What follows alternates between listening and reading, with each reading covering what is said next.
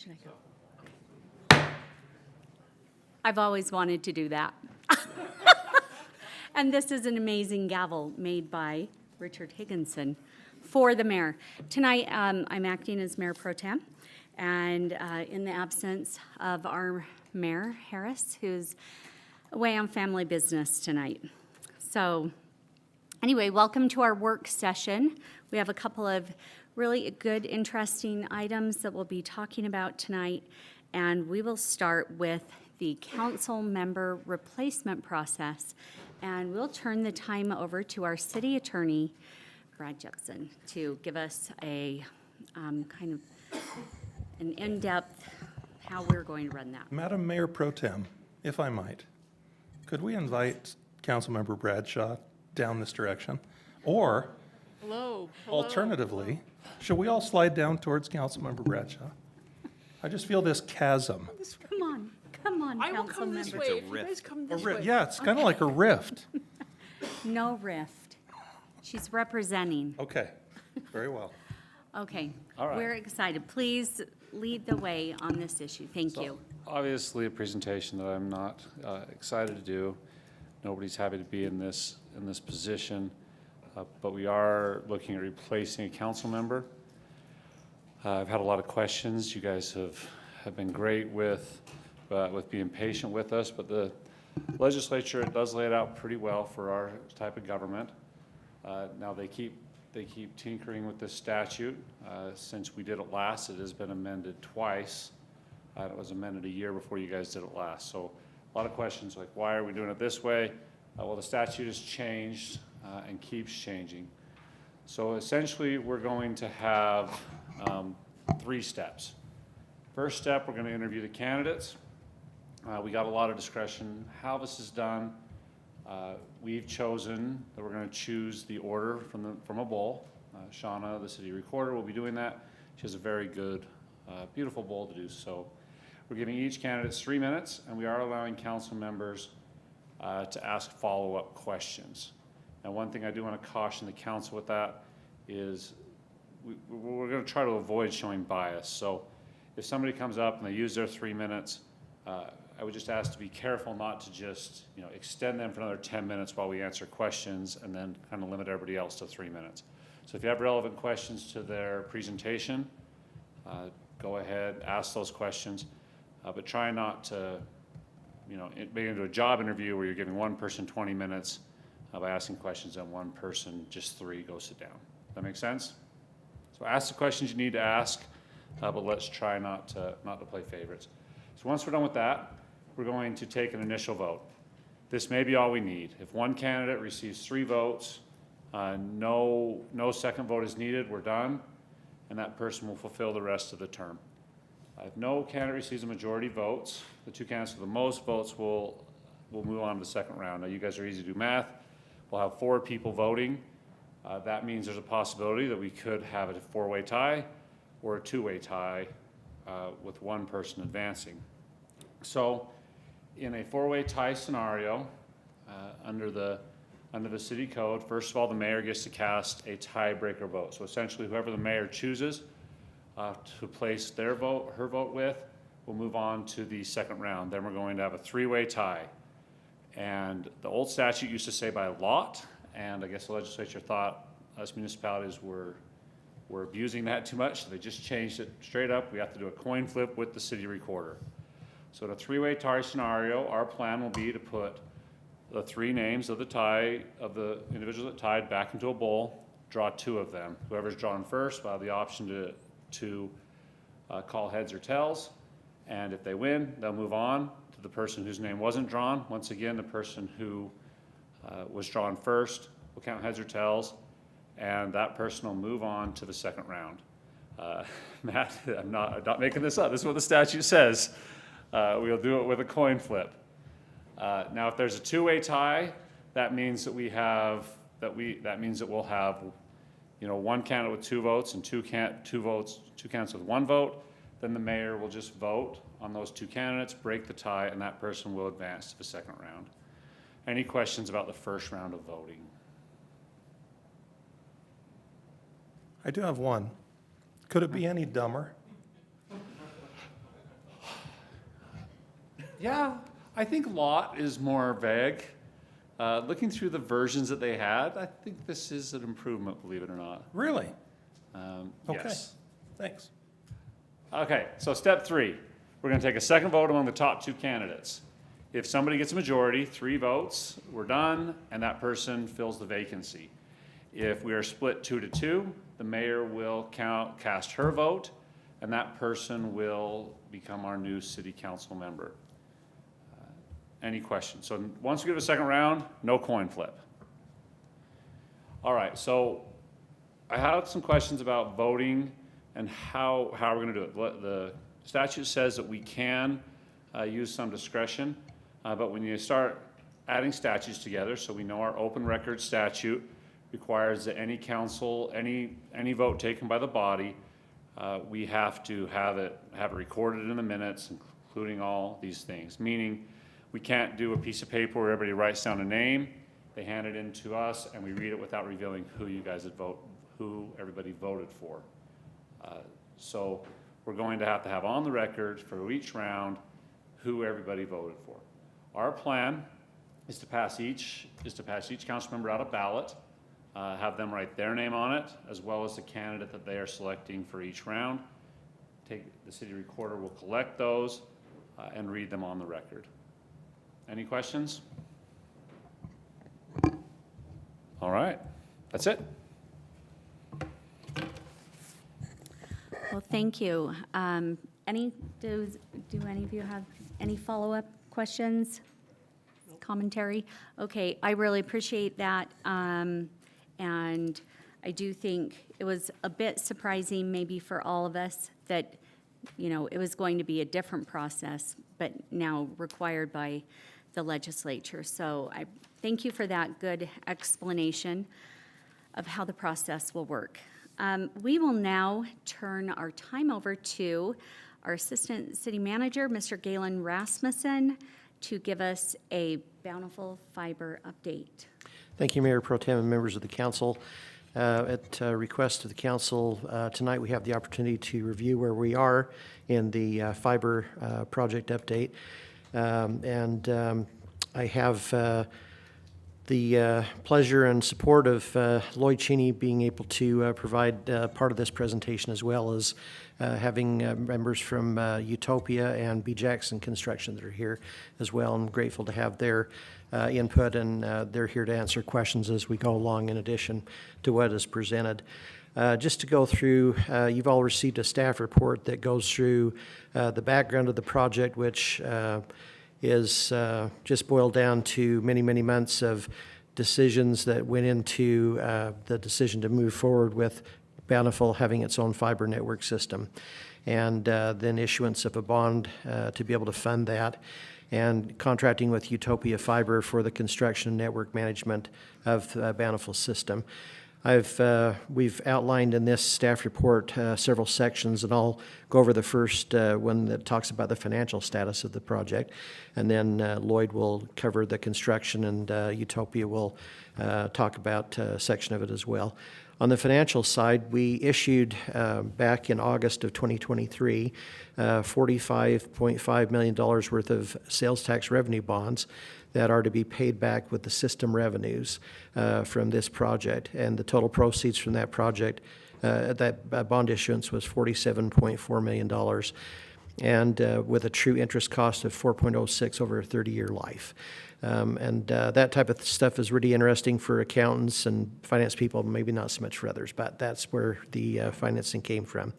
The project budget is set at that total of 47.4, which is to cover the contracted amount that was to build the system to a 40% take rate of 45.5, but the difference would be for being able to provide additional connections on the system as the system exceeds 40% take rate. So far, through the end of September, we have spent $24.1 million on constructing the system, and the system overall is about, we have 2 footprints that are completely in process and being used, and then others that are around 70 to 75%, and a few that are a little less than that, and that'll be covered in just a moment. But the idea is that Bountiful Fiber is expected to have enough customers to generate a profit above the debt service limit within a 5-year period of time. The project is ahead of schedule on construction, and we feel good about where it's at this point.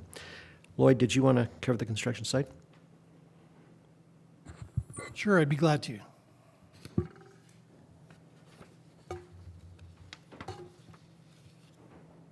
Can have Miranda switch over to my computer here.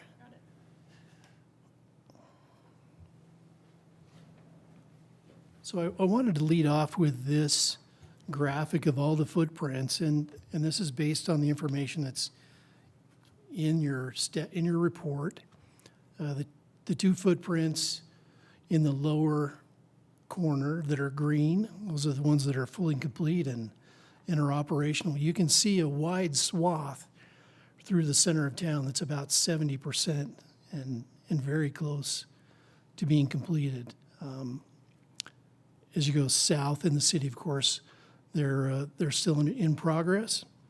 And just before we came into the meeting, Galen forwarded an email for the September billing, and I just want to flash over to that for just a second, because what's really interesting is if you look at each of our footprints, 1 through 10, and look at the conduit completion totals, we see numbers in the 90s and 80s. It's pretty hard to light up a footprint until your number is about 100%, but you know what that tells me is we're really close to expanding service throughout a huge area of town. Now, related to that,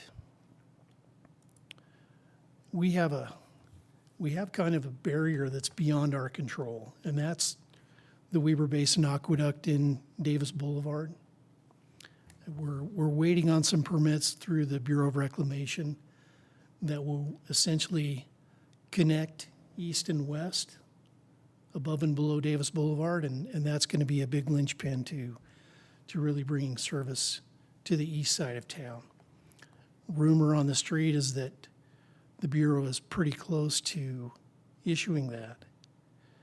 We hope that's true. We hope that's not just faith-promoting rumor. We have been working with Davis County also. We have a lot of stream crossings in town, and the county issues a permit for each crossing where we cross one of the underground culverts. We have struggled as of late to get some of those permits from the county, but we are starting to see those loosen up, and those will also aid in bringing our system closer to completion. Now, in your staff report, there is an error, and I apologize for the error, but on page 10, we listed 1.6 million feet of installed conduit, and that was due to my poor coordination between brain and fingers. At that time, the real number was 1.064 million feet of conduit. And according to Utopia's estimates, we're looking at a total of about 1.134 million feet of conduit. So we are very close to being done with our conduit work. If I may, Lloyd, I'm just curious, Council, how many of you have conduit that you're aware of installed near your home? So 3 of the 4. All 4 of you, okay. Service just across the street from us on 2nd North, but not to me yet. Not yet. Can I ask, Lloyd, since you raised this question about the Weber Basin Aqueduct, does that mean that the zones that are all roughly in the 70% range, are they held up by the Weber Basin Aqueduct issue, or because they're north of that crossing, are they able to move forward, and it's zone 9, 10, 8 that are held up there? Even 8, 9, and 10 are affected by those crossings. If you remember in our earlier discussions, the hut sites are connected like a ring. And so that provides us redundancy from 2 directions. So being able to connect the ring of the huts is very important to providing reliable service. So all of those depend on those crossings of Davis Boulevard. I appreciate the lead into that. You have been a part of some emails about some huts at one time or another, and you know what they look like from the outside. They look like that. But none of you know what's on the inside, do you? If you go inside the door, who's going to be there? Is Jabba going to be there? Let's take a look. Don, the building official, was out last week and had to do a couple of inspections. So knowing this was coming up, I tasked him with getting some pictures on the inside. So there you go. Isn't that cool? Here's all our racks for our switchgear. Now, this one doesn't have very much equipment in it right now, but you can see a bank of batteries for backup. And we'll just pan around here. Transfer switch for the generator outside.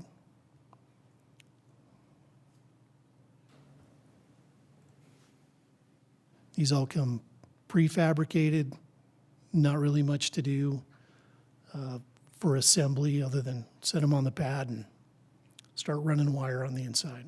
It's pretty cool. And Lloyd, are all of those huts now completed? They're all set. We're still waiting for gas meters on a few of them and obviously equipment in some of them too, but they're all grounded and anchored. So yeah, they're all in position right now, just waiting for fiber to make it in and out. Thanks. Any other questions at this point? Sorry, I think it's maybe just because I'm not an engineer like Lloyd. On the zones that are 70%, are they able to move forward without the major challenge of the aqueduct on Davis? Like, would we see probably a quick completion of 4, 5, 6, and 1? I know Richard is very interested in zone 1. I'm very interested in zone 5. I would guess that even without the connection across Davis Boulevard, there is still plenty of work to be done, and there is plenty of work being done to complete those. You know, with just, if it relies on that last connection across the aqueduct, I think the goal is to have everything else ready so that when those big bundles of fiber make it to the hut, the rest of it's ready to light up. Lloyd, could you just help us understand then? It sounds like you feel pretty optimistic that the Bureau of Reclamation is getting ready to move forward on the aqueduct issue. Who is the lead on that? Is that the city or Utopia? Utopia is the applicant for those. So we've tried to tag team both Davis County and Weber Basin. And by saying Weber Basin, that's kind of our real contact through the Bureau of Reclamation, because Weber Basin processes them and then sends them down. But yeah, we have tried to not let them forget that we need some permits without being too much of a nag. Okay. I would just like to say one other thing. When this project kicked off, I was scared. I was legitimately scared because the only thing I could envision in my mind was inviting a contractor to come to your town like a hurricane for 3 years. For 3 years. And I would just like to say that we have been tracking weekly totals of progress for 63 weeks. That's, a year and 2 or 3 months. And it has gone so well. I just couldn't be happier. Honestly, we have had such a great relationship working with Clayton and Utopia. It has been fantastic. And I just want to publicly acknowledge that to them, how much we appreciate that, myself personally and my staff, that we can call or we can text or we can email. And we do that multiple times a day to address issues or answer questions. And they've been fantastic. Now, that doesn't mean everything has been perfect. We would all admit that right up front. But when you do 1 million of anything, yeah, you're going to have a few hiccups. You're going to have a few things to deal with. But it's been great. It has far and away exceeded my very minimal expectations. I mean, I was worried about how we were going to do this, and it's been great. Galen? Maybe at this point, it would be good for the next pieces, we'll talk about how the installation is going, and so maybe to have you take over on that piece. Yeah. Thanks so much for having us and for those kind words. We likewise feel the same. My name's Nicole Cottle, and I'm a sad replacement for Roger Timmerman. He sends his regards and wanted to be here with us tonight, but couldn't make it. As you all are aware, I'm only the government relations and general counsel, so the dream team is behind me. I'm just going to introduce them and then turn them over to you. But I also wanted to say I likewise am a Bountiful resident. I live in footprint 10. As much interest as you have, and I can't wait. And just again wanted to thank the council as a resident for taking this opportunity. It is a desperate need in my home. I'm very thankful that you've been willing to do this, and also so glad to hear that it's gone well. Just a quick introduction then. I have Laura King, who is our Chief Project Officer here, and she'll speak to you tonight about some of the questions that were just brought up. We've got Lexi Christensen, who's our Marketing Manager. I know there was some question and interest about marketing. We've got Sylvan Stewart, who's our Senior Outside Plant Construction, and most of you are aware of him, and Dalton Jackson, who's with B. Jackson, best contractor. We love working with them and are so grateful for their partnership. And Clayton Savage, many of whom you probably know on a first-name basis, and who has also likewise been in my yard, and so I'm so happy to have him here with us as well. We just really appreciate the partnership that we've had with you, find it to be as wonderful and as helpful to us as Lloyd has said about us. Your staff is awesome, and we are on the phone and in email contact and text contact with them daily, and it's been a great partnership. So with that, I'll just turn some quick time over to Laura, and she'll take it from there. And then any questions, of course, we're here at your service, and truly you've got the dream team here, so any question you have, they can answer it.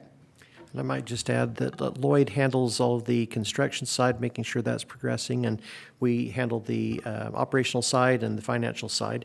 And we've had a very similar experience that Lloyd has had with bugging them more than they probably want to be bugged with questions and so forth. And they've been more than gracious and helpful in getting things resolved for us. So. Well, thanks, Galen. I was going to say the same thing. My team works with Galen quite a bit on the reporting and work with our team to get all of that together so that you have a dashboard that you can look at regularly. One of the things I think, just going back to kind of the permits and what's going on, we have a schedule of some of the next releases planned. I just wanted to share that with you. That might make some people happier than others, depending on what footprint you're in. But the next footprint we expect to release 11/15 or very close is Bountiful 7. And then Bountiful 1 is also very close. We're looking at the end of November. And these are estimated dates based on obviously the work being done and that all of the things happen we're expecting. But Bountiful 7 is very much on track. We feel good about that. We feel good about Bountiful 1, but there are some of those permits there. So at least a partial release, and the rest of it will follow, obviously. And then Bountiful 4, 5, and then 6. So 4 hopefully by the end of the year, and then 5, 6, and 10 we're looking at first quarter next year. And 8 and 9, second and third quarter in that order is kind of what we're estimating right now. Things can always change depending on how fast they can get through the work and what the winter does this year. Maybe we'll get lucky and have great weather, but that's generally what we're looking at releasing coming up right away. As far as customer installations, I think we are having a good experience on our side as far as working with your teams and the customer service back and forth. It seems like things are flowing very easily. We've had a few issues come up that we've worked through, but otherwise, I think things are going quite smoothly, so I don't know if you have some other questions directly about installations with customers, or more just about the fiber network. Probably. Instruction-wise, I'll probably defer to my team over here to answer some of the more detailed questions there, but. So just based on what you were just sharing with us, you think by the end of the year, next year, we'll be totally online with all of our footprints? We believe so, yeah.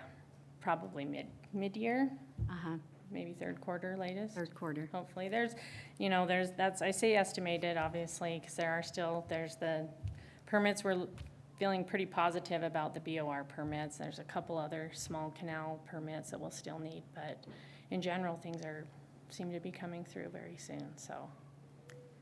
Well, this is remarkable, and I know so many people are excited to have their footprint open, and so thank you for all of the prioritization of this project. Any questions from council members? Nope. Sorry, I was writing really fast, but I didn't get your projected dates for all the zones. Would you mind repeating those? Sure. So Bountiful 7 is 11/15 is our projection right now. Bountiful 1, we have as 11/29. So Bountiful 7, I'll just say this, that's a date that our splicing contractor's given us. That's a fairly solid date. Bountiful 1 is an estimated date at 11/29. They haven't put a date to it just yet because we do have some permits happening. Bountiful 4, same thing, is an estimated date at 12/30, so there can be some fluctuation there. And then 5, I have at February 15th, and 6, March 5th, 10, April 11th, 8, June 26th, and 9, July 1st. And those last few, like the next year ones, are still, those are very much estimated kind of based on standard timeframes. So you'll see some of that change and fluctuate. Hopefully, they'll be pulled in, not pushed out, so. Well, thank you. Yeah, thank you. Thanks.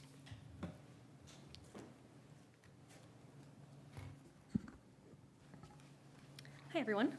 Like Nicole said, I'm Lexi. I work in the marketing department at Utopia. Happy to be here. I know there were some questions about marketing, so in your staff report, I know there were some things listed that we're actively doing, but we have a whole robust marketing department that we do a lot of things that we're actively doing. So I'm just going to run through a quick list of all the things that we're doing, and if you have questions about it, let me know. Lexi? Yes. I have a couple of examples of some of the marketing, if that's going to be helpful to you. Was it? I don't know what's going on. How to switch it over. We'll go through those first. Well, why then. don't you go ahead and go. Okay. I'll see if I can get it. Yep. So the biggest thing that we do marketing-wise for sure is going to be our digital ads that we run on Meta and Google. We swap out ads quarterly. We also do some holiday ads and some kind of promotion things going on as well, but we serve those ads to different demographics. But like I said, we swap them out quarterly so they're not oversaturated and people see new things and it's fresh in their minds. We do pull reports on Meta and Google monthly that we make sure we're hitting certain metrics and we pivot if we need to. I'm happy to share that with the council at any time, but we pull them monthly and make sure that we're on point there. We also post organically on our social media accounts, so make sure you follow Facebook and Instagram. We post our footprint releases there. And anytime we release a footprint release, we'll also send out postcards to each home, letting them know that they can sign up. We also do some sort of holiday mailer usually every year, so probably look out for that. One of the things we did recently was back in August, we put in a utility stuffer that went out citywide, and that did really, really well. We actually had a QR code on there that had 1,100 unique scans. Oh, excuse me. And so I think we'll probably want to do that again sometime after the holidays, but that went really well. So we know there's interest. We just don't have the footprints lit up yet for them to sign up, but they know it's coming. So brand awareness is always good. Word of mouth is another thing that we love. Most people refer their friends or neighbors, so anytime somebody is installed, we give them a welcome packet. I actually have a few in the back for you guys to take a look at and take home and see what's in those. There are some refer a friend cards in there. So when somebody signs up, they can hand it to a friend or neighbor, and if that person ends up signing up, they get a gift card from Amazon from us. So we've also been attending the Bountiful Farmers Markets monthly. Those have gone really well. We've had a lot of interest from people in the community. It's good to get out there and hear what they're saying. So far, good things. I've also brought some swag that we hand out at the farmers markets for you all to take a look at, because marketing is fun. And then our ISPs also do their own marketing efforts. They don't always tell me what they're doing at the time. There's so many of them, I can't keep track, but they're also doing their own things. So yeah, our efforts are definitely robust. We're doing a lot of things at the same time. Things are running well, and it's going great. So if you have questions for me, let me know. If you have other questions, everyone's here to answer, so. I've got a quick question. With these additional footprints really coming online pretty quickly in fast succession, do you anticipate just kind of holding the course with this same line of marketing offerings, or do you think there will be more or different? We will absolutely ramp up marketing in areas when they sign up. Right now, it's like blanket brand awareness campaigns, but once they sign up, we really hit them hard, like, hey, sign up now. We can do that pretty well in Facebook. We can target certain neighborhoods. Google is a little bit different because they target by zip code, but we typically kind of serve them a lot more ads once that area can sign up. Council, any other questions for Lexi? Thank you. All right, thank you. Thank you, appreciate it. I don't know if there's any, Can't remember, or do we have another? well, I don't know if you want to talk about the construct installation at all, if there's any points you'd like to make that way. You guys got any questions? Do you have any questions that you'd like them to address? I do, I would love to hear from our construction crew. I just want to first off say thank you, Lloyd, for the kind words. Utopia, your team has always been great to work with.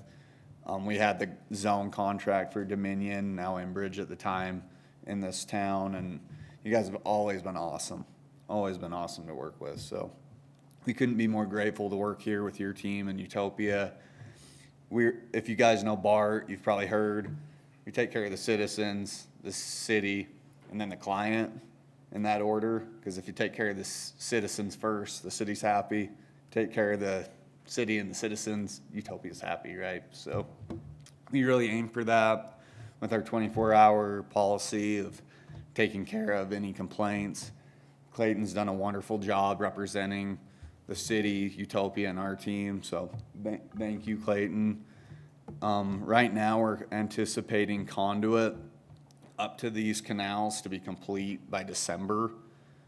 Again, the BOR, other canals we're waiting on. Once we get official word, we'll get those hammered out for this team. So that's kind of our update on the construction side. You guys have any questions for us? Mayor Pro Tem, if we can, I was impressed with how quickly you did my own park strip and how nicely it was put back together.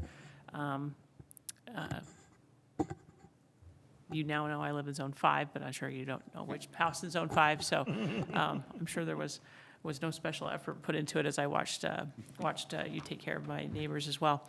The vast majority of reports I get are people are a little bit worried when construction starts, but are usually pleasantly surprised by the end that things are put back just as their park strip was before. And so kudos to your team for the fact that you move quickly and efficiently and do a great job putting things back and leaving the street very, very clean from a construction debris standpoint as you move through. There are, those occasional ones that seem like they're a little bit more of a challenge where it's maybe more into the right of way in someone's front yard or their side yard. And so there are times I've now got Clayton's number in my phone so I can text it really fast to people and share it via screen capture. We did talk at one point about maybe having some type of a graphic on the My Bountiful Fiber page about those instances where there's more of a front of yard right-of-way that's needed, or something on a corner lot where it's also going to be on their side yard. And so I'm just curious if we've ever kind of coordinated on that, because that would be very handy to, those are probably the most panicked, is when someone is seeing it in their front yard or side yard as compared to the park strip. And I recognize that's sort of our staff question, not necessarily a you question. So I think Lloyd did his part a long time ago. I think it may be in my court now to get that translated it on the webpage, but he provided a graphic or two. He did. He did a great job in our city council meeting with the graphic. It's just, living somewhere where you can Yeah, point a resident to would be. I think that's on me. So I will circle the wagons with our webmaster, Shauna. But again, overwhelmingly, the comments I get are people start out just a little bit worried, and then by the end are singing the praises. So kudos to your team. Thank you. Thank you. I agree with my colleague, Councilmember Bradshaw. I just really appreciate that 24-hour response time, and just to know that when people do reach out, that we have the absolute assurance that that's what's happening. And do not doubt how professional you all are handling any questions or situations that arise. So thank you. Any other questions or comments from staff or council right now? Lloyd? Yeah, for just a minute. Miranda, if you could switch over to my computer. I don't know if the council is aware of this functionality, and maybe for members of the audience, it would be a good thing to show also, but the city has an interactive map on our webpage. And so here's bountifulutah.gov, and if you go over here to quick links and scroll down to the interactive map, after you agree to keep the attorneys happy, you can go over here to the themes button and select the available fiber footprints. And this is linked directly to Utopia's data. And so people can zoom right in and see where it's available. There's a little slider bar here so you can fade it out so you can actually pick out your house. But we thought this was a pretty cool tool, and it's pretty easy to get to. Wow. So as you have questions about where is fiber available, you can point them to the interactive map. Now you're going to look on here and say, well, that's a weird spot. What's this island doing out here? And as you think about where we are at City Hall, there is a little bit of a fiber availability right here close. And that's the reason for a few of these islands around town.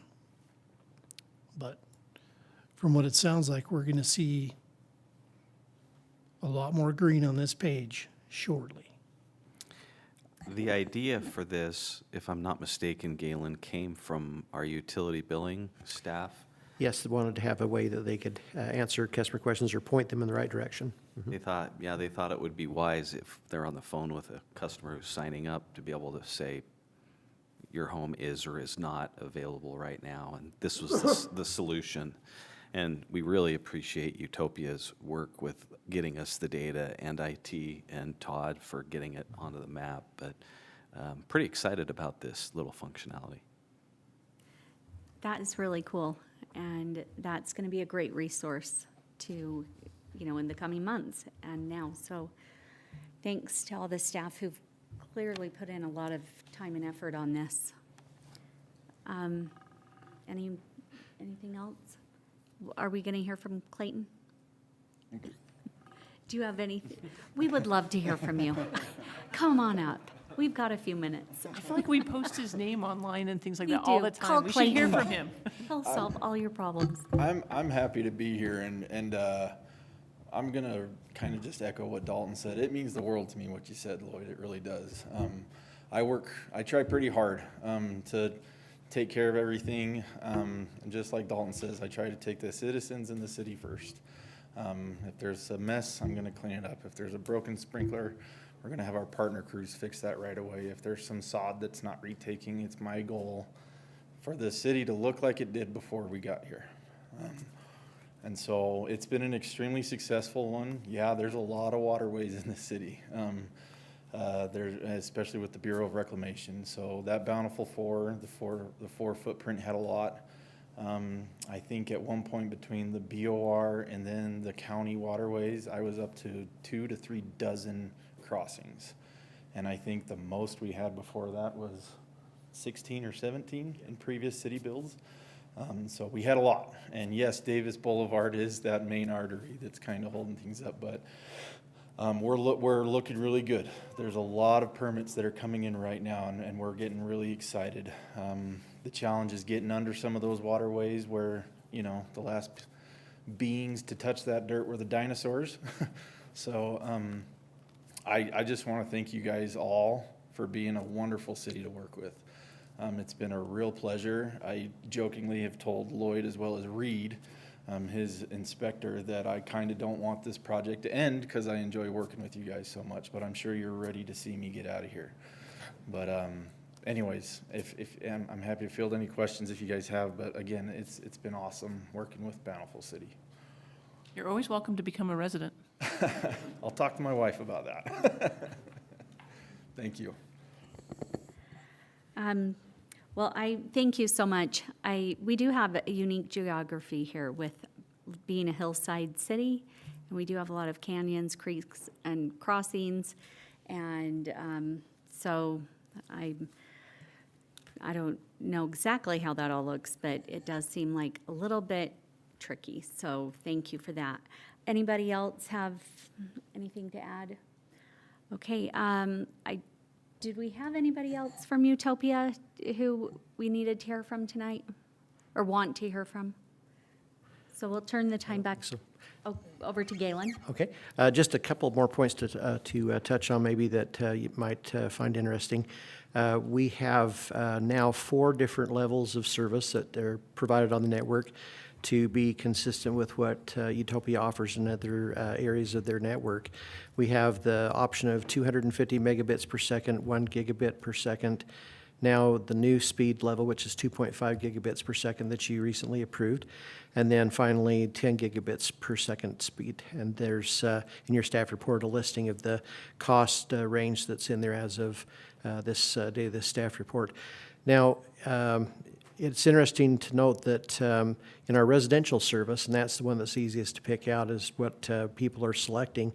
Right, well, as of October 3rd, for instance, we had 30 customers that have selected the 250 megabit per second speed, and 102 customers that have selected the 1 gigabit speed. So the 1 gigabit is obviously a very popular speed level. We haven't had the 2.5 for long enough to determine what the demand will be there, and the 10 gigabit per second speed is pretty popular with the non-residential customers because of them being a business and having variety of speed needs there. So it's going to be interesting to see how that develops. As far as the take rates go as of September 30th, there's a couple of different ways of looking at the take rate. Now, the possible future connections we have in the city that we have identified is about 18,742. Now, if you look at the take rate of how many we have on the system now, it would be about 1.6 if you match it against that number.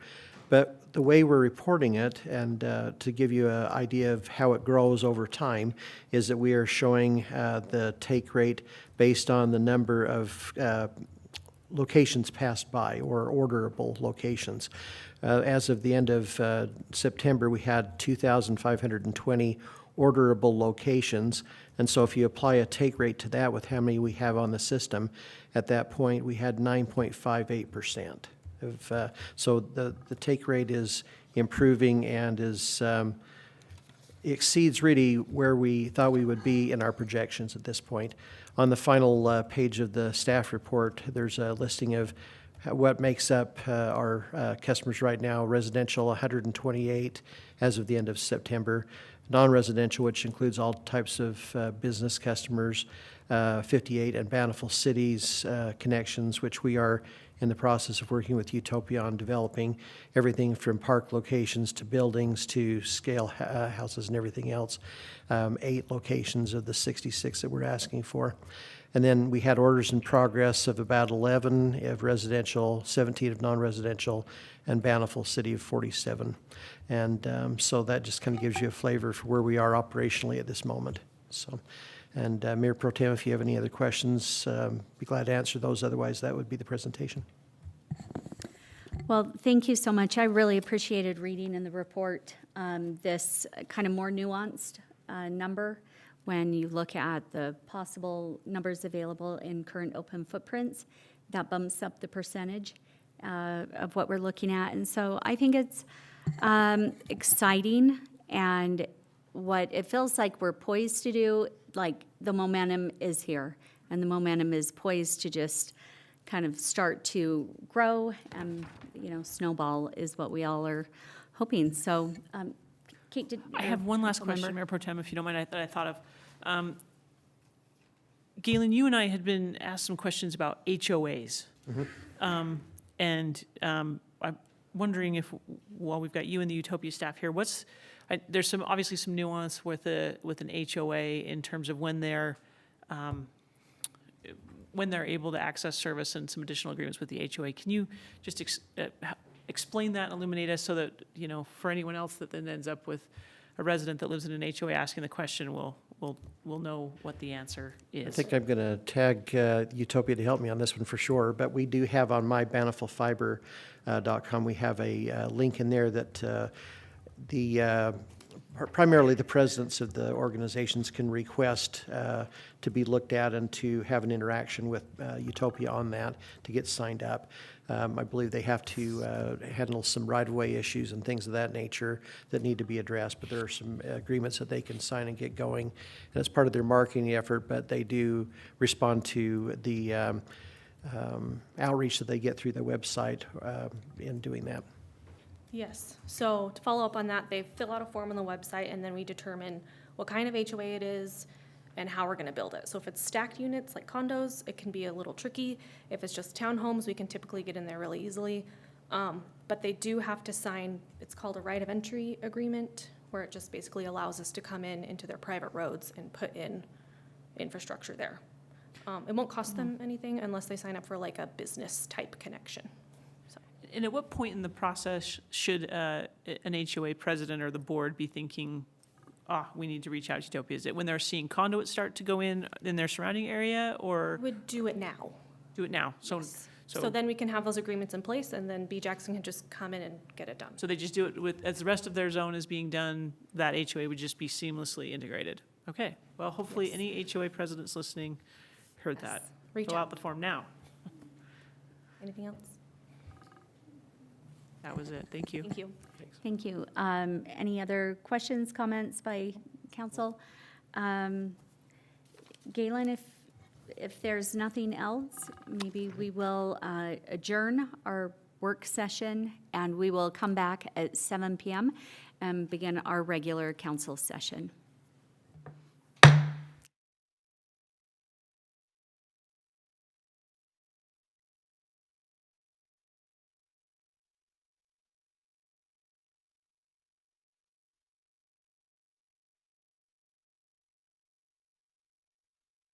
Okay, we'd like to welcome everybody to our regular council meeting here tonight.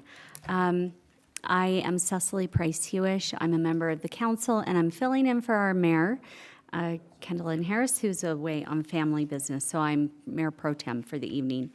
So, we would like to start the meeting with a Pledge of Allegiance and a prayer. So we'll first turn the time over to Beth Child, who will be saying our Pledge of Allegiance, followed by Annette Haig, who will offer a prayer, and Annette serves as the Mueller Park Relief Society president for the Mueller Park Stake. So.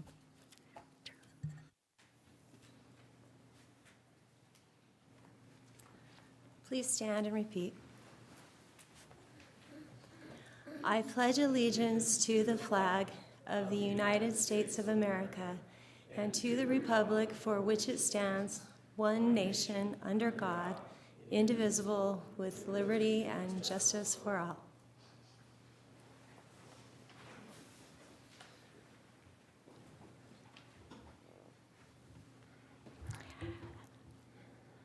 Our dear, kind Heavenly Father, as we come before Thee this night, we do so with gratitude in our hearts.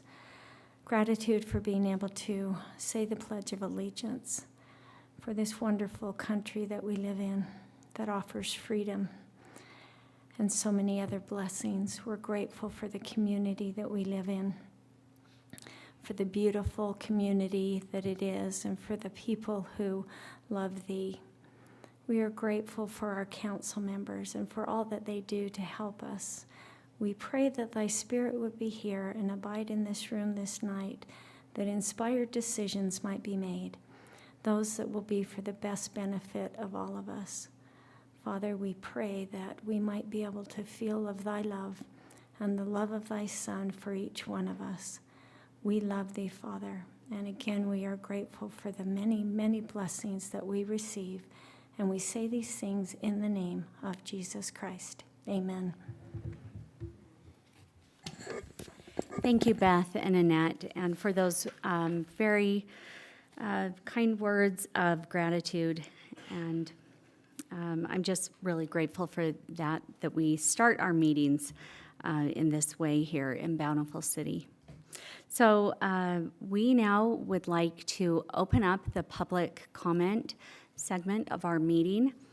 If you would like to come forward and share a public comment, please limit it to 2 minutes, and we have a total of 10 minutes for the public comment period.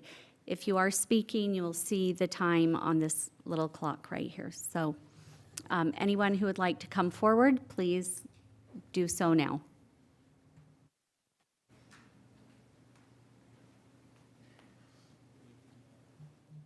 Sheet. Okay. Gary Davis, 2814 South, 500 West, Bountiful. Hopefully most people are aware it's election time. And out of 330 plus million people in this country, we got choice. Sometimes not everybody's in agreement with. Anyway, I found out my neighbor had some signs up in his front yard. And somebody took exception to the names on those signs and they vandalized them. Driving through town, I've noticed other signs are being vandalized. I would just like to publicly say to people, be nice. We gotta be different. That's what this country is based on, differences. So I tell folks, I care a little bit, but not a whole lot about who you vote for as long as you vote. Please, vote early, vote often. Thank you.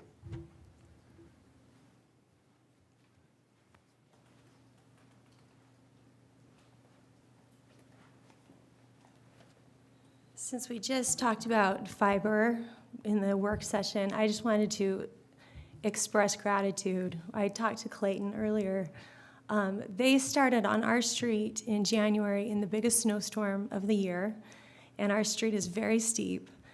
And on our street, we have 4 widows, 2 people with debilitating illness, a family with a special needs child that takes all of the attention in these homes. And they kind of messed up on our street. Given the conditions, it was pretty rough with that crew. So I gathered the neighbors' complaints because they were all up in arms and didn't know what to do, and emailed Clayton, talked to Gary, and Clayton was up there the next day. And he walked up and down the street, sometimes with people following him, telling him everything that was wrong, and he made it right. And I just wanted to express gratitude that they did that. And the mood on our street has changed. Now they're pro-fiber. And just wanted to say thank you.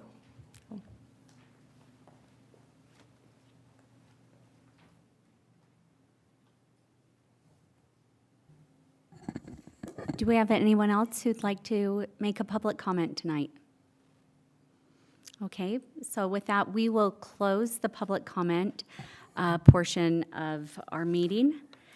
And we will move on to item 3 on our agenda, which is to consider the approval of the minutes of previous meetings held August 27th, September 10th, and September 24th. And that includes a modification that was made by Council Member Bradshaw.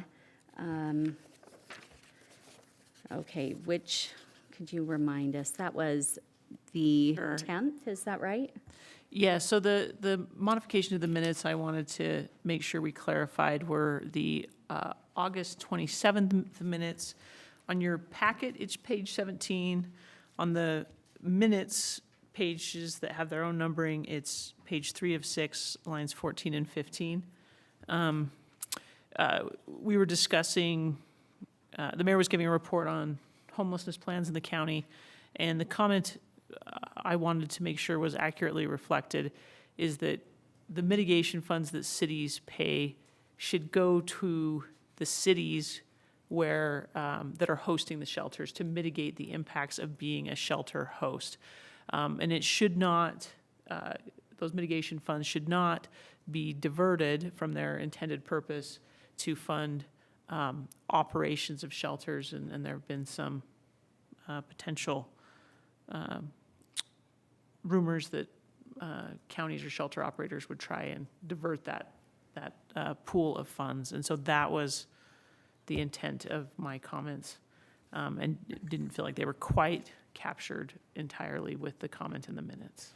Would you be comfortable if we struck line 15, which is North Salt Lake, to help them deal with negative impacts of hosting a shelter, and replaced it with mitigation funds should go to cities to offset public safety costs? That would accurately reflect my total comments, but in a much more succinct way. Thank you. Okay, thank you for that clarification, Councilmember Bradshaw, and for the language, Gary. So do we have a motion to approve the minutes as amended here for August 27th, September 10th, and September 24th? So moved. Second? Second. Second.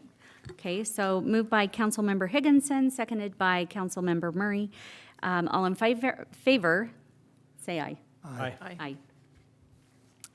Okay, we will now move on to council reports, and we'll start with you, Councilmember Bradshaw. Mayor Pro Tem, I do not have any council reports because the rec district meeting isn't until next week. So you'll have to wait till the end of the month. We will wait with bated breath because you always bring a lot of good information about what's happening there at the South Davis Rec Center. And I, for one, really appreciate your service there and keeping us super informed. How about you, Councilmember Higginson?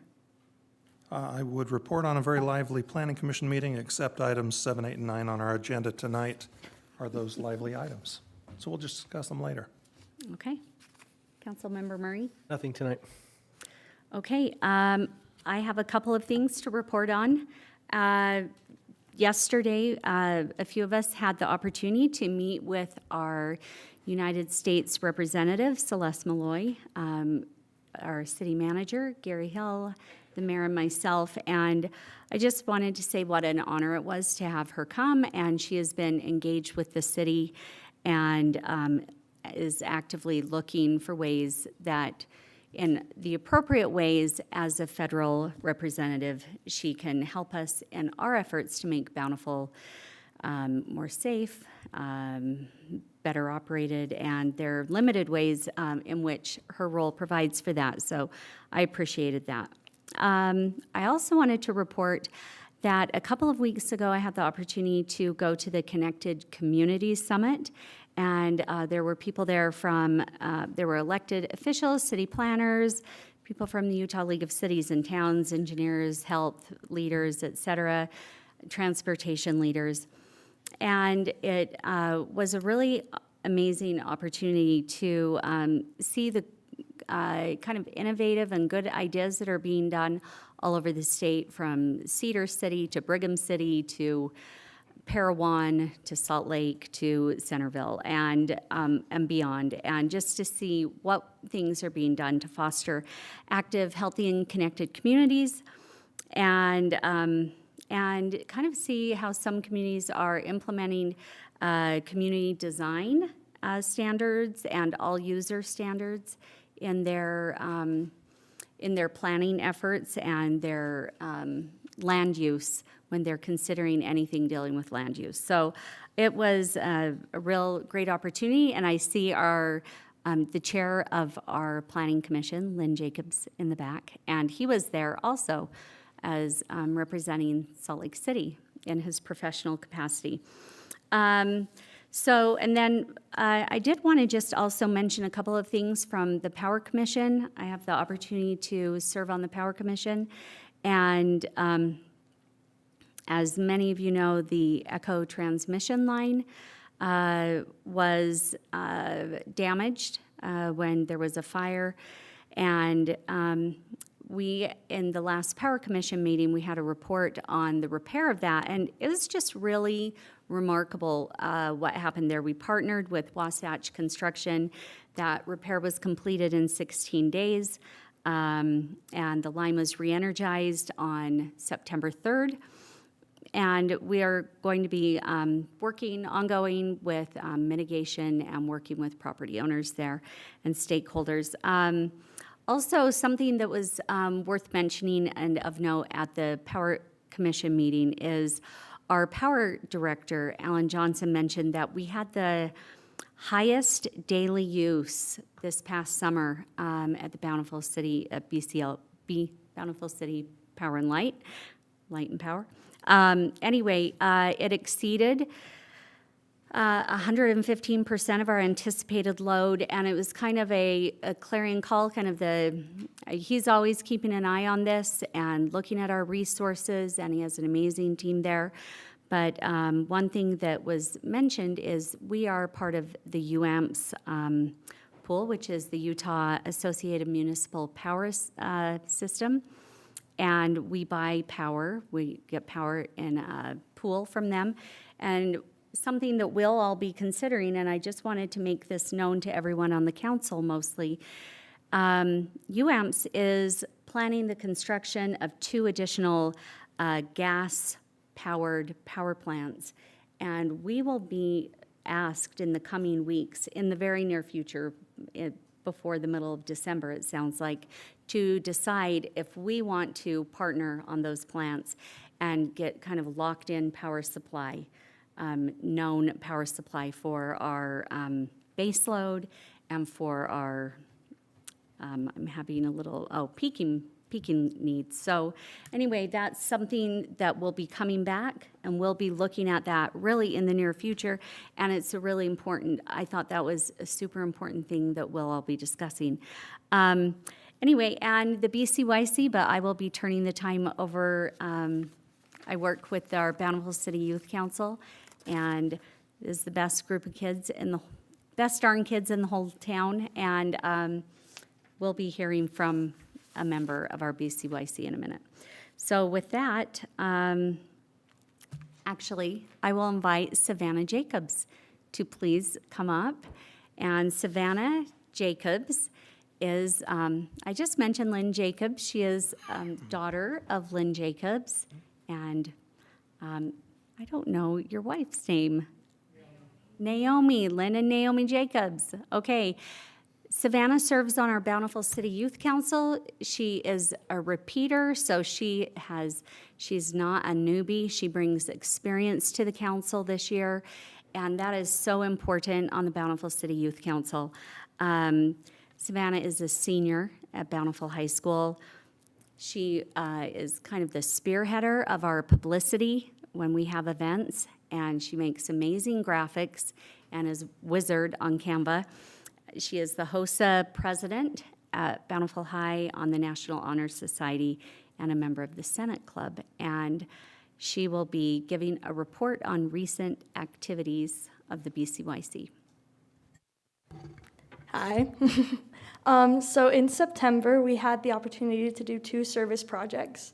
Our first one was we teamed up with a representative from Sons of Utah Pioneers. And we cleaned up the Kimball Mill area, like the outdoors. So lots of cleaning up twigs and lots of outdoor work. And we had a really good turnout. Lots of people showed up. We got it done really, really quick. And then more recently, we had the opportunity to go up by the B and clean up lots of graffiti. We painted over it, and lots of people showed up to that too. It was really great. And then at the end of this month, we are planning to do a Halloween activity called the Pumpkin Patch. We do it every year. It's kind of geared more towards families, so like activities for families. So we do face painting, and we do like games, and we do a spook alley. We have people from the youth council dress up and just make it really fun for kids. So. Thank you. Thank you so much for that great report. Does anyone have any questions for Savannah? You are doing a great job on the graphics. I borrowed the pumpkin patch graphics to use in my newsletter, so thank you. Oh, good. Thank you so much, Savannah. And just in reference to the graffiti painting project, I was amazed.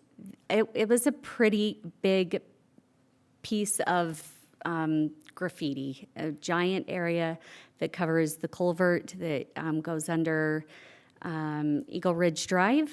And I thought, there's no way they're going to get it all done. And they finished it lickety-split. And I really, really want to thank them for showing up in force. There were probably 40 kids there, and with the best attitudes in the world.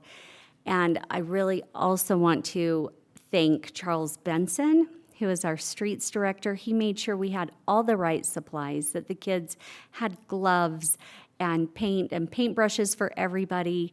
And I was never more happy than when I saw Charles roll up in his truck, and he knew this was not his first rodeo, nor was it Savannah's. So thank you, Charles, and thank you, Savannah. Okay, so now we will move to our next item on page 27.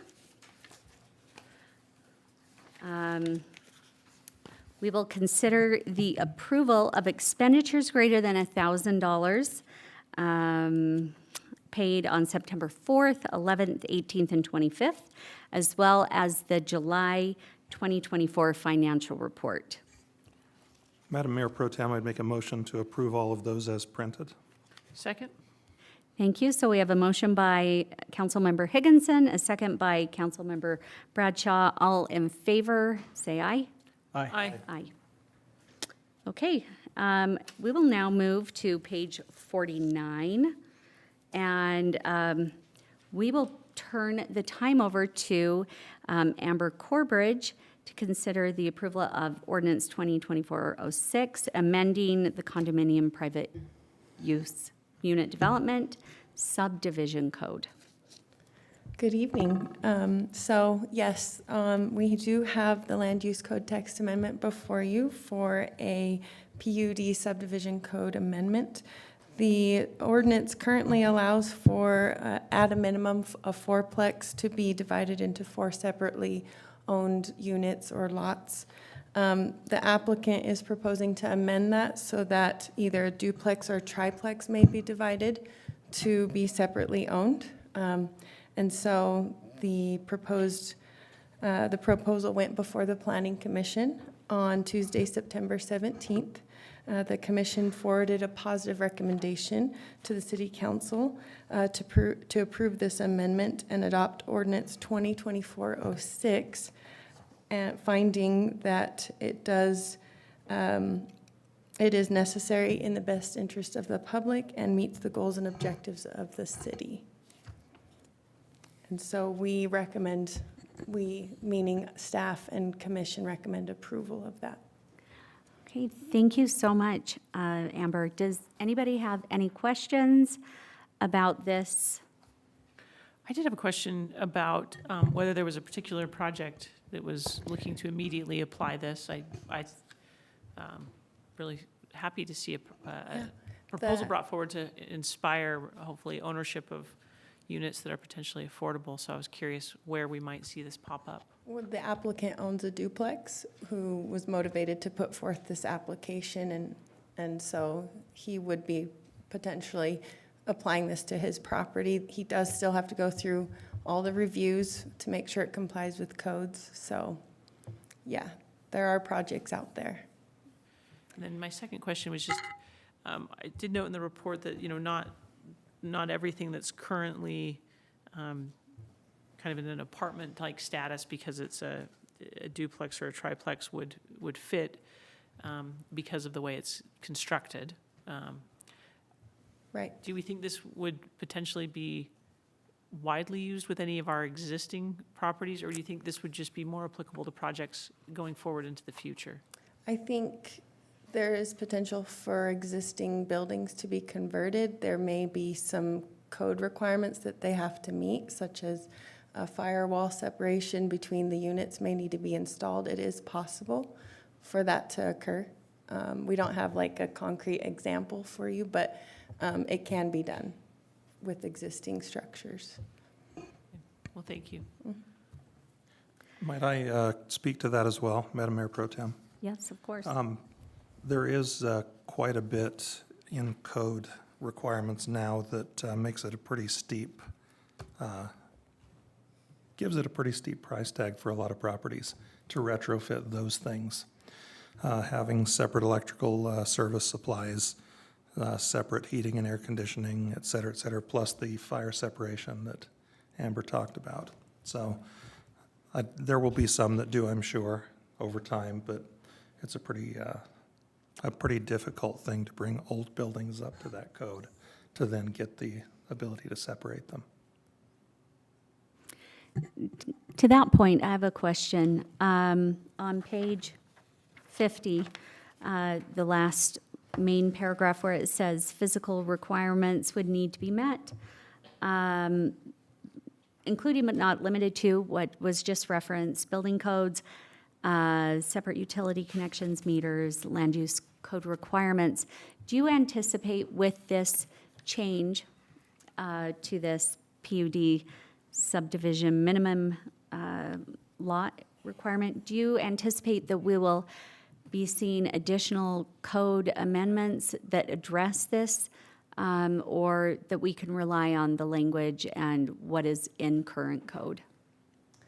So if I understand your question, it's that you're asking if we would be amending other codes so that this can happen more often? Right, yeah. or- Speaking specifically to the physical requirements, or we would just be looking at what those current building codes say We would right just now. be looking at the current. Uh-huh. Yeah. So you don't anticipate any other amendments relating to Not this? at this time, Mhm. no.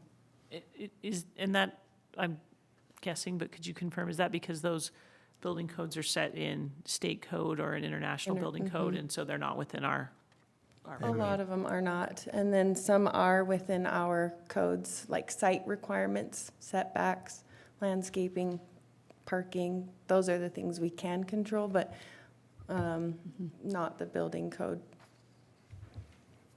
Okay, great. Thank you so much. Any other questions, comments? One more comment, the discussion in Planning Commission, either Ms. Corbridge or Mr. Astorga can correct me if needed, but most of the discussion on this was surrounding why wasn't it this way from the start? Why was there a minimum of 4? So no one was opposed to this idea from the start. It was just a question of, I wonder why it was this way in the past. So. Thanks. I think it's always good to hear that additional context from what happens in our commission or committee meetings.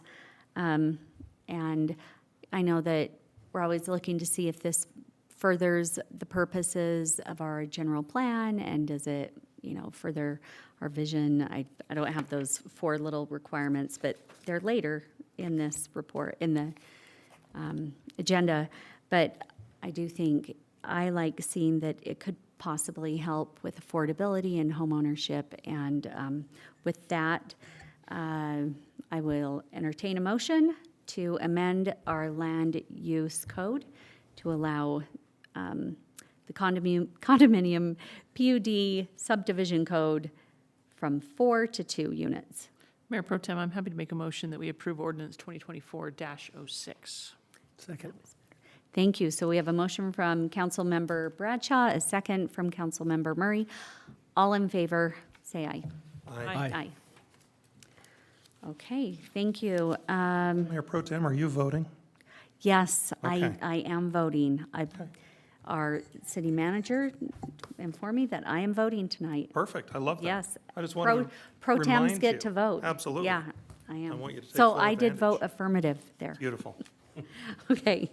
All right, we will now move to our agenda item number 8, which is also Amber Corbridge. And we'll consider the approval of proposed preliminary and final subdivision plan amendment for Culver's Commercial Subdivision at 638 North, 500 West. Yes, the applicant, which represents the owner, is requesting a preliminary and final approval of the Culver's Commercial Subdivision. This is in the heavy commercial zone.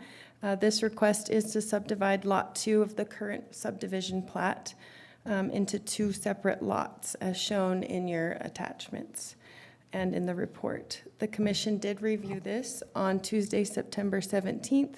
The commission forwarded a positive recommendation to City Council to approve this preliminary and final subdivision plat amendment, subject to meeting all staff review comments. We reviewed this, the commission reviewed it, seeing if it would meet our codes and if it would be in harmony with the neighborhood and area and meet the best interest of the public. So this area would allow for new commercial development along 500 West. It would potentially bring in more options for commercial businesses such as retail, restaurants, and services. So with that, staff and the commission recommend City Council review this and approve, subject to meeting all staff review comments, finding that it does meet those criteria. Thank you. Do we have any questions on this matter for Amber? Would anyone like to make a motion? I'll make a motion to approve the preliminary and final amendments to the Culver Commercial Subdivision. Second. Okay, we have a motion by Councilmember Murray, a second by Councilmember Higginson. All in favor, say aye. Aye. Aye. Okay, thank you. And we have one more from Amber Corbridge tonight. We're going to consider the approval of the architectural and site plan amendment at 406 South Main Street. Okay, previously, in February last year, the council approved plans for this mixed-use development, if you remember. Now the applicant is requesting that there be an amendment to the approval to make some changes, which are outlined in the packet as amending Building C, which has a commercial on the first floor and residential units on the second and third floor. They would like to change from 4 2-bedroom residential units to 8 1-bedroom residential units, and from an office space to a restaurant space on the main floor, which is about 2,048 square feet. The commission did review this October 1st, 2024, and recommended approval, subject to meeting staff review comments and corrections. With the layout of the site, the parking is short according to the parking study that was submitted. The site currently has 56 parking stalls. On Saturdays, it would be short 23 stalls, and weekdays, it would be short 15. Staff did, at the meeting, bring up that our current code would actually allow for less than what the parking study showed, and that's outlined in the tables that are in your packet. And so we're looking at waiving some of the parking requirements to allow this amendment to go through. And the commission did find that it largely meets the codes. It's a good development for the city and meets the goals and objectives. And so they did find that it was a good, positive change. The general plan does bring up concerns of declining of Main Street. The general plan talks about how we want a more vibrant downtown, and so a restaurant would be a more vibrant use for our Main Street. And so with that, we recommend that you approve this amended change, finding that it does meet those goals and objectives and provides an orderly, safe development in the city. Any questions? I have a couple of quick questions. So is the main floor, just going to the first page on page 65, the 2,048 square feet, is that the square footage of the entire main level? Yes, yes. Then I had just a clarifying question also. So the 50, when we're looking at all of these numbers on page 66, and what are the ITE recommended numbers, and then what is available? I just want to clarify that those numbers are specific to the restaurant or to the combined residential and mixed use or restaurant now? So it's the combined use of both, because they're taking in consideration the peak hours of both uses. And so the time that people are coming home from work is about the time that they're getting dinner. So that's the peak hour for this site. And so we will be overflowing at that point of the day, and on the weekends, specifically Saturday. Okay, thank you. Does anyone have any questions for Amber about this Can concerns? I add some insight on the discussion at Planning Commission? That would be great. Awesome. So Commissioner Ward, I think, was the first to speak. As you know, Commissioner Ward is cautious about exceptions and variances, and she expressed some concern about granting this much of a deviation from a parking standard. Commissioner Monson was the next to speak, and he referred to himself as the variance Grinch, I believe it was. And he also expressed some serious concerns. There was other discussion from other commissioners. In the end, through comments made by Mr. Knowlton, who was representing the application at the time, about the commitment that the Hepworths have to bring a restaurant there instead of office space. Eventually, the commission felt comfortable moving forward and granting these reductions. It might be interesting to note or to say out in a public meeting that right now our code, through its lower parking requirements for office space versus restaurants, actually pushes developers to put office space in when we really want restaurants on Main Street. So I think Mr. Astorga has expressed in the past that we may need to look for some ways to enhance our ability to bring restaurants downtown.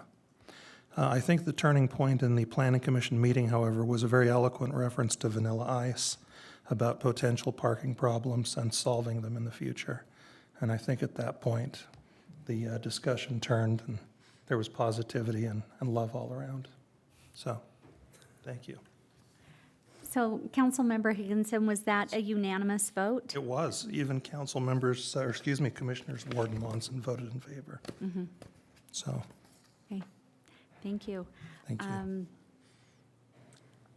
Any other questions? I don't know that I have any questions, but I would offer that since I don't serve on the Planning Commission, in reviewing the packet and weighing what is a decent shortage versus goals and desires for Main Street. I've kind of been wrestling with that the last couple days.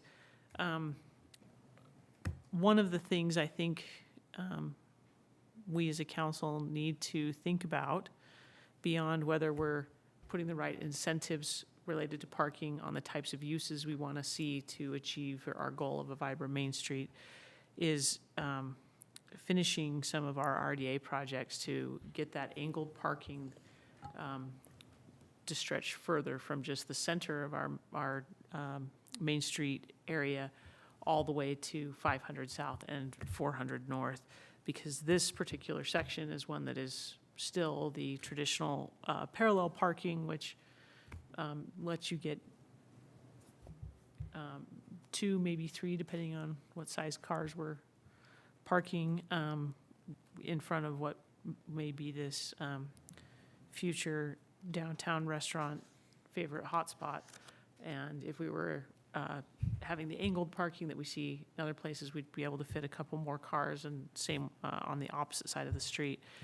And so I've really wrestled with I think probably what Commissioner Ward was wrestling of, not wanting to grant exceptions that are so significant, and but wanting us to take those steps forward of the things that we hear from residents in our general plan process that they want for the city, things that I want for the city.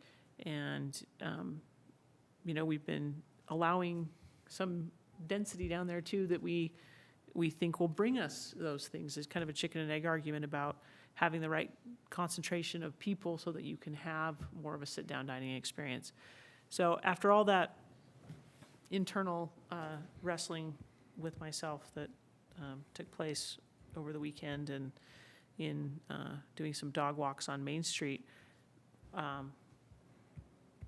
feel comfortable in moving forward with this, but we'll be urging you, my colleagues, and our city staff to really then turn some focus to getting the rest of those angled parkings and things done on Main so that we aren't putting too much of a parking crunch in for what could be a peak weekend nightlife hotspot beyond just blacksmith ice cream. We can only dream. Yeah. Let's knock on wood right Councilmember now. Bradshaw, that was expressed by several of the planning commissioners as well, that they hope that we can get those amenities pushed further north and south. Also, as part of that discussion, the parking for Vito's and for Blacksmith was brought up as well. And certainly those projects may have parking stalls assigned to them in the parking lot at the rear of the building, but no one uses those parking spots. Those two well-attended restaurants are completely parked on the street. So, and we seem to be doing okay with that.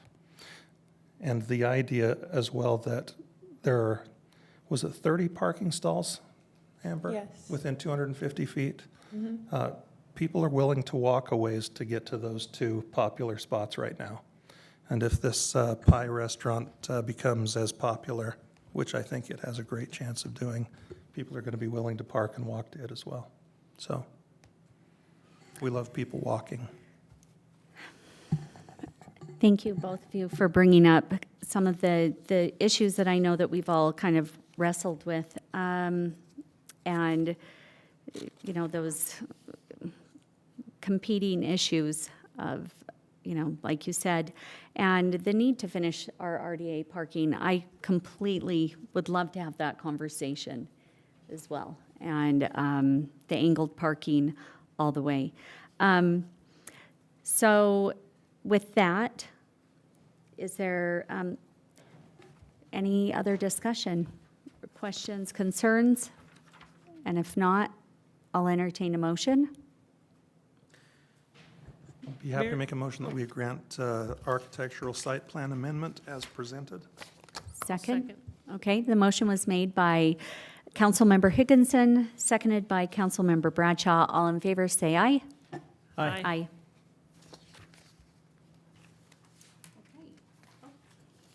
All right, we will now move on to Mr. Greg Martin will be, is he still? There he is. Okay.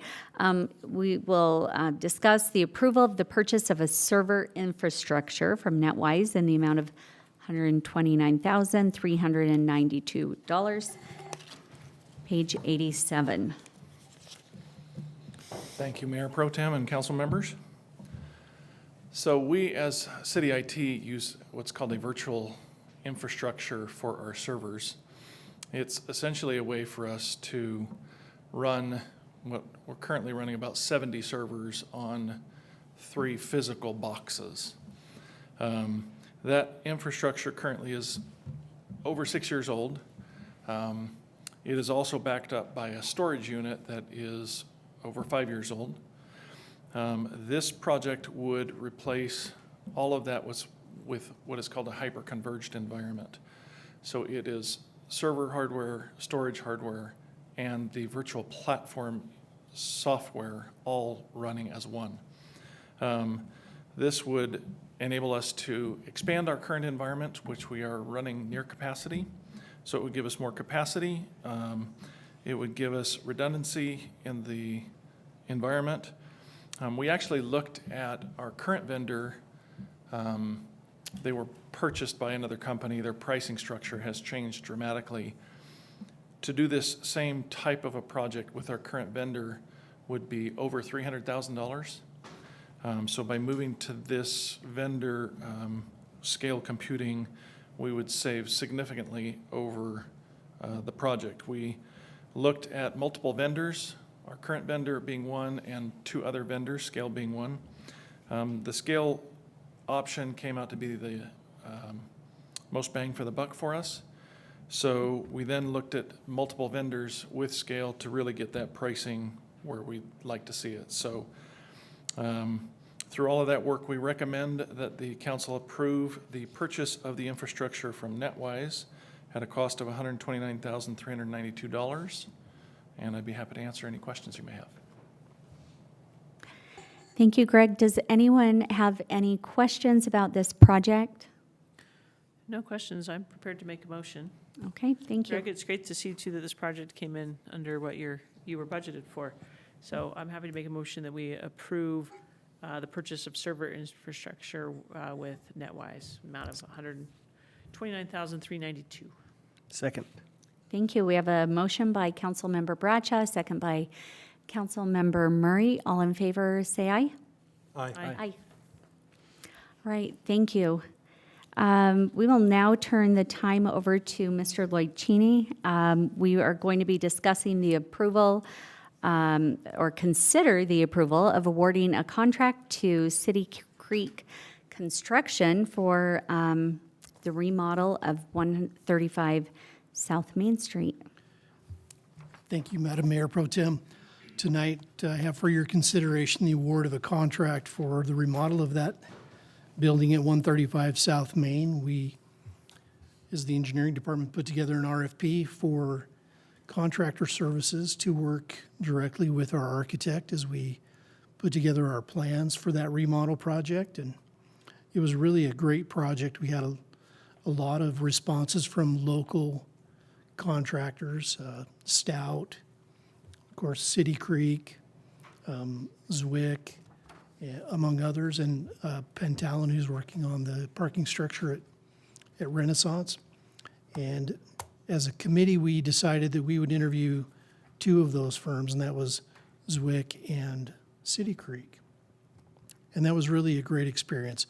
Both of these firms came to us with a lot of experience in remodels, in restaurants, but really the difference was the energy that we found in the interview with City Creek. You know, we're really fortunate.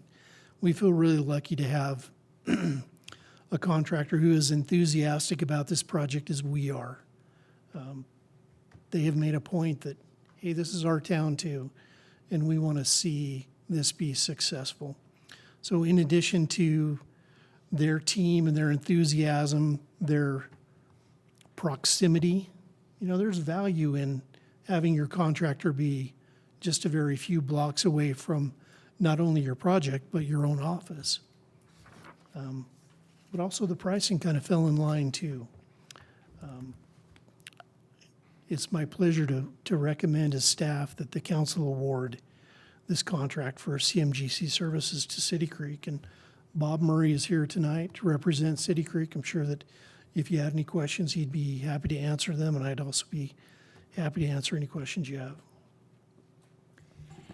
Thank you for that. I know that this is something that we've all talked about a lot.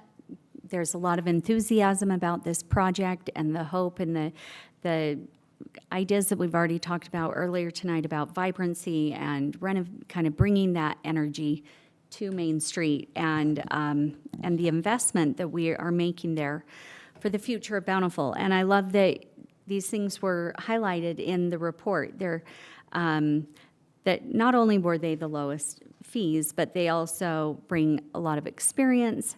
They are invested already in the area and have a lot of experience. Do we have any questions or discussion about this item? I have some questions that I would love to ask Lloyd.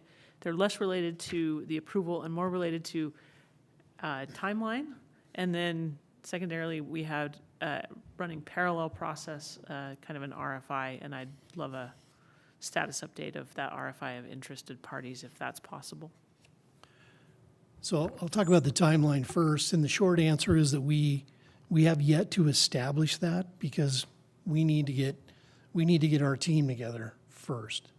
So while we've been working on the CMGC contract, I've been working with our architect to finalize their contract. Our architect needs to put together the contract for City Creek, and then we'll get together and set a timeline for when we'll have deadlines for some construction drawings and a bidding process, and when we realistically think we can start to make some sawdust and pound some nails down there. As for the RFI process, we advertise that on the state's website. They have a place where we post most of our projects, if not all. And they have a category of, I'm going to call them vendors, where they can subscribe to different classes of advertisements. And one of those was restaurants and catering and that kind of thing. So that ran for about a month, and it yielded 2 responses. One from, do I dare say the names? 2 responses. Those have been forwarded to the city manager. I'll be honest, I'm not sure what my role is beyond that. So happy to help however I'm asked to help. Mayor and I were discussing that this morning. Our next step is actually to interview the 2 respondents, put together a panel, and determine their interest, qualifications, see how they coincide with your desires that you've already given us for the user, and then recommend a selection. So that should happen here in the next couple of weeks. Couple of questions about that. Have discussions happened with, well, I know that this is early stages still with these 2 potential partners. What are we considering for a lease here on this property? Yeah, we haven't entered in any of those discussions yet. Okay. And what kind of partnership would you anticipate between City Creek, the city, and our ultimate partner that we go with as far as the plans and moving forward to make it kind of more specific to the type of, vendor, that will be coming in there? So we want to make sure that the building is suitable for a variety of potential vendors over time. But having said that, we think that there's a great opportunity once we pick a vendor to be able to coordinate with City Creek and our staff to make sure that we're not wasting any time, that we can build in any vendor-specific needs at the same time we're doing construction. So we think the timing is going to work out really well. Okay, thank you. This is all, I think this is so exciting. I'm thrilled about this and would have loved to see a few more RFIs, but maybe we've got just the right partners already. We don't know. And I'm excited to learn more as the process continues. Do we have a motion on this item? I'll make a motion to approve the contract agreement with City Creek Construction for the Main Street development. Second. Okay, we have a motion by Councilmember Murray, a second by Councilmember Bradshaw. All in favor, say aye. Aye. Thank you. Okay, we will stick with our city engineer, and we will move to page 91, and we'll consider the approval of the Johnson Controls proposal through Silverleaf Partners for the purchase and installation of a new fire alarm panel in the amount of $172,990. Thank you. So the remodel of the dispatch center has been one of several little projects that we've been tasked with this year. We knew that as we started tearing things apart in that building, which is, approaching 30 years old, that we were going to find some things that probably needed to be replaced. We anticipated that the remodel would affect some of the HVAC systems that are interlocked into the fire alarm panel. What we didn't realize was that antique fire alarm panel we have over there doesn't really have a source for any more parts other than the dependable and utterly reliable eBay or other secondhand, slightly or not so slightly used parts vendors. So the vendor for the current panel spent quite a bit of time evaluating what its capacity is and giving us some honest advice in how we should proceed. They did tell us that for a fairly reasonable amount of money, $6,700, it was pretty likely that we could install some used parts. And it probably would work, but they would make no guarantees. As staff, meaning as Chief Beeler, myself, and the architect discussed this, we felt like this might be an opportune time to replace that piece of equipment because it's one of the vital systems in the building. And with it being at its end of life and not having any real possibilities of having any spare parts, that the remodel of dispatch was really the best opportunity. So Johnson Controls provided us some pricing in the amount of $33,529 for the panel itself, and that included the installation of the panel. But of course, there's other things associated with that. The panel's not the same size. It has some different wiring and conduit requirements to connect to the existing building system. So there were some additional costs. You can see that I've outlined it for about $12,000. We felt like that this was the time to invest some money in that building and replace that system with a modern fire panel. So the real change to the budget is that $45,613 less the $6,675. So that is the request tonight to fund that additional expense.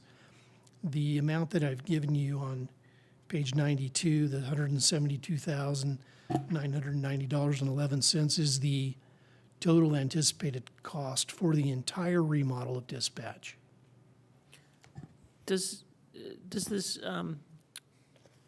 40-odd thousand fit within that already projected budget, or would this be a need to revisit that budget by opening our budget or pulling it from other parts of the police department's capital budget? This is an unanticipated expense for that project.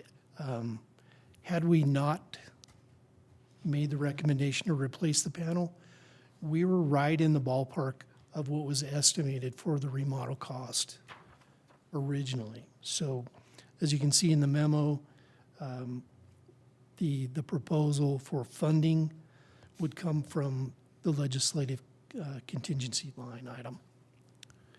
I mean, I do think the public safety building, having an active working fire alarm is probably important. Might be a good To the idea. job that they do. As long as our city manager feels confident that we have enough contingency in the legislative budget to cover it, then I think I can be comfortable with that. Are you ready for a motion, Mayor Pro Tem? I'd make a Indeed, motion I that am. we approve the Johnson Controls panel replacement. Second? Second. Okay, Councilmember Bradshaw has made the motion. Councilmember Murray has seconded. All in favor, say aye. Aye. Okay, thank you, and thank you to everybody who has been here tonight. We are now going to convene to a closed session in the council conference room where we will discuss the acquisition or sale of real property or pending litigation, or discuss the character and/or competency of an individual. We will, Would you like a motion on that? Mayor Oh, do Pro we Tem? need to have a motion? I would love to make a motion. Okay, that we need to adjourn make a closed motion to session. convene, and then we will vote about individually. Okay, please make the motion. I make a motion that we adjourn to a closed session for the reasons outlined in state code that we are allowed to convene in a closed session. Second. Thank you for keeping me on track. And now we will turn the time over to our city attorney, and we will have an individual vote. Mayor Pro Tem Price Hewish, Aye. Councilmember Murray, Aye. Councilmember Bradshaw, Aye. Councilmember Higginson. Aye. Okay, thank you. We will now move to the conference room and continue the closed session of our meeting. And again, thank you. I know our meeting's not over, but I can't resist.